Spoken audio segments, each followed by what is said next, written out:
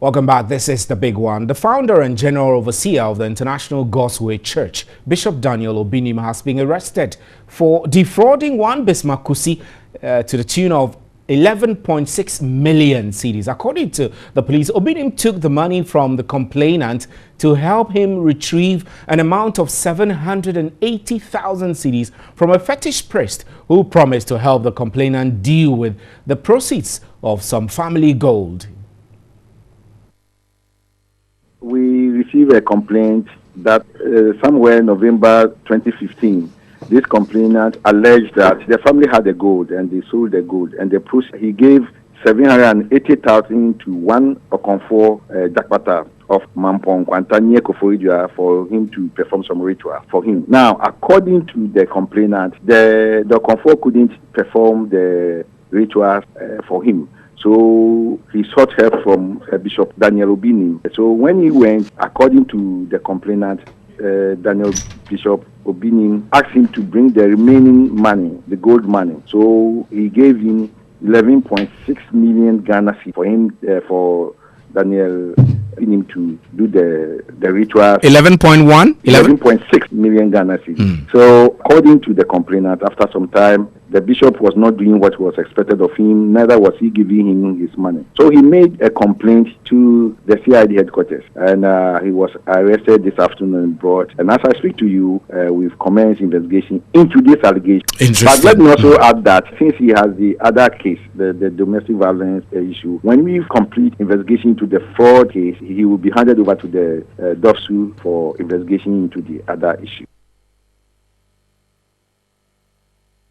Right, so that's the voice of ASP Benefo Dakwa, who spoke to me earlier on 3FM 92.7 on News Hour there, and he confirmed that actually Obinim was picked up in connection with a fraud case against him. Let's still stay there a little longer. The founder of the Gospel Church, Bishop Obinim, actually reported himself to the Tema Domestic Violence and Victim Support Unit.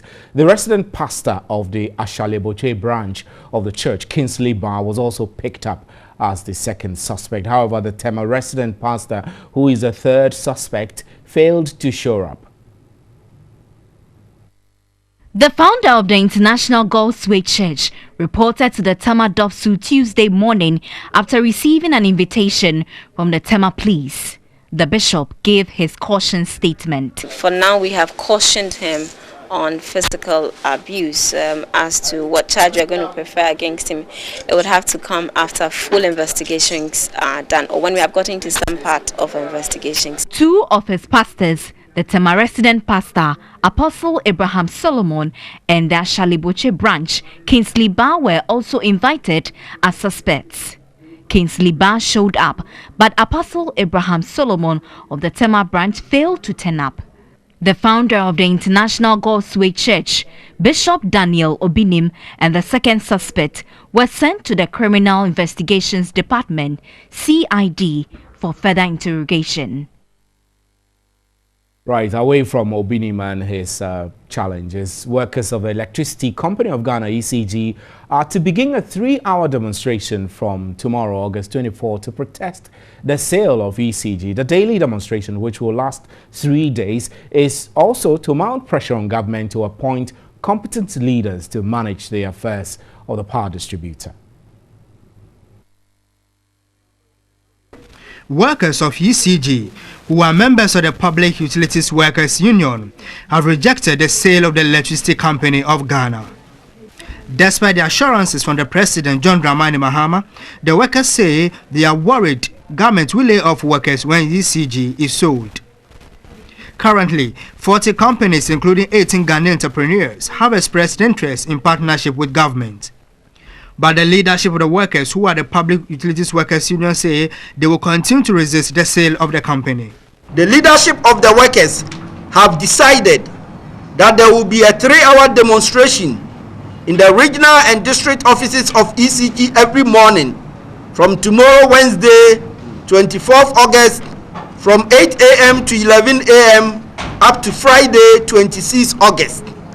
The red flags will continue to fly until further notice. According to the leadership, the government should rather appoint competent leaders to manage ECG instead of selling the company. Again, they are proposing the use of 3-year strategic business plan to revamp the operations of ECG instead of the sale. To further strengthen their resistance, the workers have decided to begin a nationwide demonstration from August 24 this year. Requesting the government of Ghana and the Millennium Challenge Corporation to review the compact. The private sector participation as a condition precedent and a trigger for entry into force of the compact should be modified. Right, so let's get onto the telephone lines and speak with the Public Utilities Workers Union, whose General Secretary Michael Edumata Nyantechi is joining us. Good evening, sir. Thank you very much.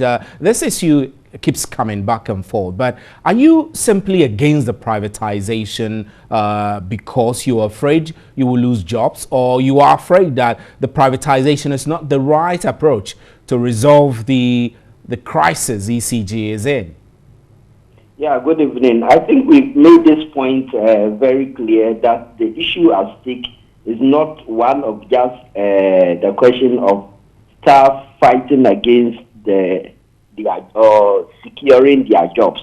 It's an issue which goes to the core of this whole time and again, that the problem facing ECG is one of managerial challenge and governmental interference that have brought the company to where it is today.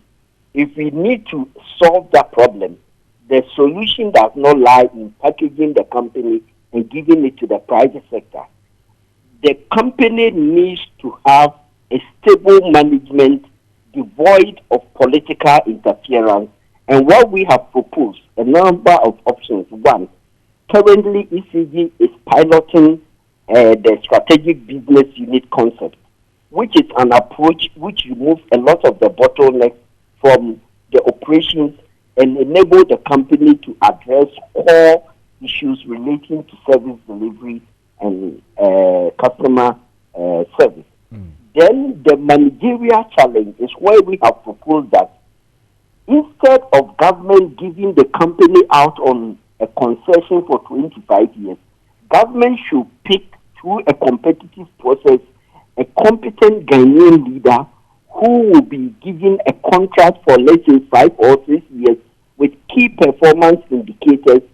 And these are your targets. These are binding contracts which one determined without any basis can lead to damages.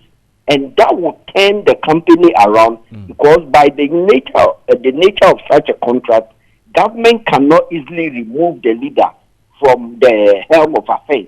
And once a leader has the focus and he's sure that these are the things I need to do to turn the company around, and no politician is coming to be an obstacle, this company can turn around. The profits that will endure will be for Ghana and not be repatriated.